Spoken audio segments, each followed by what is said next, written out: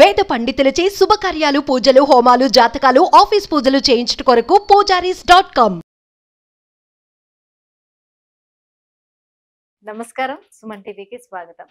September మాసంలో ద్వాదశ రాశుల వారికి ఏ రకంగా ఉండబోతుంది, గోచర రీత్యా గ్రహ స్థితిగతులు ఎలా ఉన్నాయి, ఎటువంటి ఫలితాన్ని అందిస్తున్నాయి, ఈ విషయాన్ని తెలియజేసేందుకు మనతో పాటు ఉన్నారు ప్రముఖ ఆస్ట్రో మరియు వాస్తు వేదిక నిపుణులు, దేవి ఉపాసకురాలు శ్రీమతి జయప్రద గారు.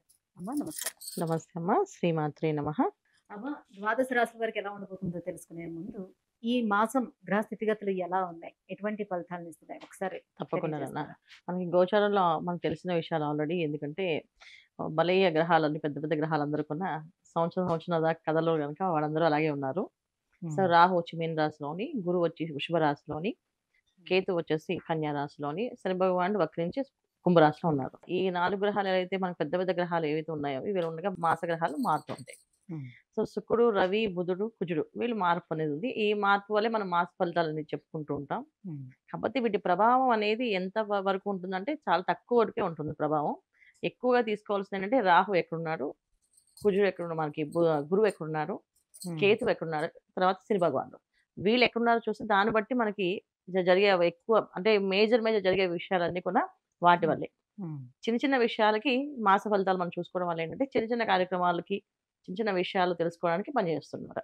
సో ఈ గ్రహస్థితులు మనకి ఈ మాసంలో సెప్టెంబర్ మాస ఫలితాల్లో ఏంటంటే శుక్రుడు, రవి అందరూ మారుతుంటారు కనుక ఈ మాస ఫలితాలు మనం తెలుసుకుందాం.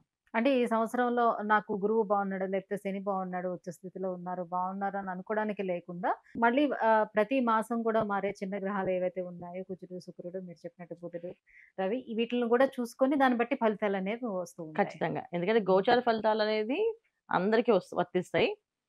మళ్ళీ మన జన్మజాతకం ఫలితాలు ఉంటాయి కదా, జన్మజాతకంలో వాళ్ళు ఎక్కడ ఉన్నారు, ఎక్కడ యోగిస్తున్నారు లేదా.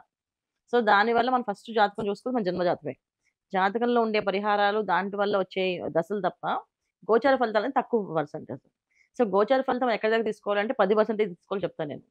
అందరూ 40% అంటారు కానీ నేను 10% చెప్తాను. ఎందుకంటే దానివల్ల రిజల్ట్ ఏంటంటే కొంచెం మనకి ఎక్కడి నుంచి ఎనర్జీ ఆగిపోతే ఆ ఎనర్జీ పాజిటివ్ ఎనర్జీ రావడానికి గోచారాలను చూసుకుంటాం. ఇప్పుడు మనకి దశలో దశలో బాగాలేవనుకోండి, సో గోచారంలో దశ బాగుందనుకోండి, కొంచెం లైఫ్ కొంచెం టర్నింగ్ కనిపిస్తుంటుంది, ఓకే చేయొచ్చు అని చెప్పేసి.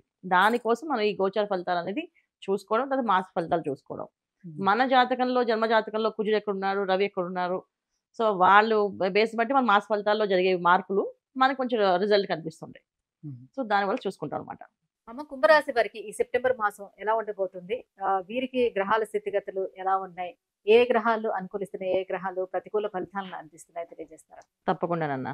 కుంభరాశి వాళ్ళకి ఈ మాసం సాధారణంగా ఫలితాలు ఉన్నాయి. ఎందుకంటే వీళ్ళకి ద్వితీయంలో రాహు ఉన్నాడు కుంభరాశి వాళ్ళకి.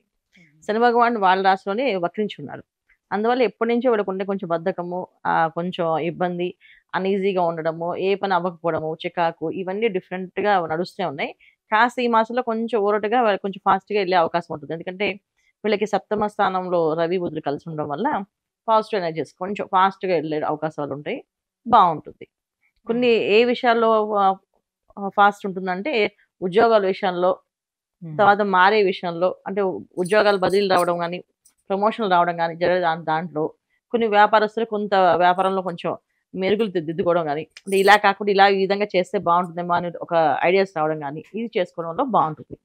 ఆర్థికంగా నార్మల్గానే ఉంటుంది, పెద్దగా గొప్పగా ఉండదు, అలాగే తక్కువగా ఉండదు, బాగుంటుంది. కుజుడు ఎలాంటి ఫలితం ఇస్తారు? కుజుడు ఇక్కడ మెయిన్ రోల్ పాటిస్తాడు. ఎందుకంటే ఇక్కడ మనకి శుక్రుడు ఉన్నప్పటికీ కూడా దానికంటే ముందు మనకి ఏంటంటే కుజుడు పంచమ స్థానంలో ఉన్నప్పటికీ ఏమవుతుందంటే సంతాన విషయంలో ఇబ్బంది పడడం కానీ, సంతాన విషయంలో అనారోగ్య సమస్యలు రావడం కానీ, వ్యాపారస్తులకి కొన్ని విషయాల్లో ప్రతికూలంగా జరిగే అవకాశాలు ఎక్కువగా ఉన్నాయి. కొంతమంది వ్యాపారస్తులకి, అందరికీ కాదు, ప్రతి ఒక్కరికి కాదు, కొంతమంది వ్యాపారస్తులకి మాత్రం ఖచ్చితంగా అది ప్రతికూల ఫలితాలు వస్తున్నట్టుంటాయి. లాభాల్లో కనిపించి అది నష్టపోవడం కానీ మోసపోవడం కానీ జరిగే అవకాశం ఈ పంచమ స్థానంలో కూర్చొని ఉండడం వల్ల ఇబ్బంది పడతారు.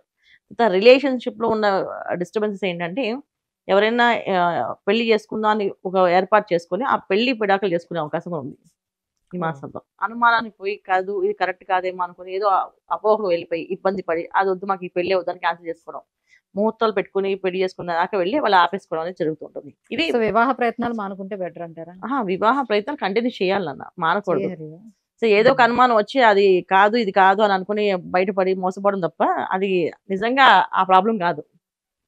కాకపోతే ఈ మాసం వీళ్ళకి అలా అనిపిస్తుంది అంతే. మరి సంతాన ప్రయత్నం చేసుకునే వాళ్ళకి కుజుడి వల్ల ఇబ్బందులు ఏమైనా ఉంటాయా?